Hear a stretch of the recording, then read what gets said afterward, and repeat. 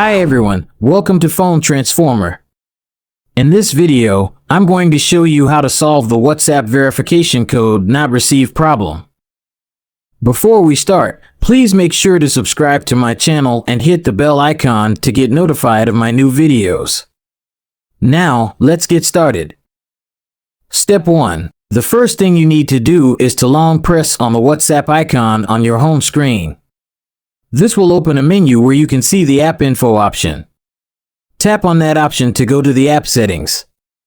Step 2. In the app settings, you will see two buttons, Clear Cache and Clear Data. So, what you need to do is to clear both the cache and the data by tapping on the respective buttons. This will delete all the data that the app has on your phone, so make sure you have a backup of your chats and media before you do this. Step 3. After clearing the cache and the data, go back to the app settings and tap on the app permissions option. You will see a list of permissions that the app has or requests. Make sure to enable all the permissions that the app needs, such as contacts, phone, SMS, storage, etc. You can do this by tapping on the toggle switch next to each permission. Step 4. The final step is to restart your device.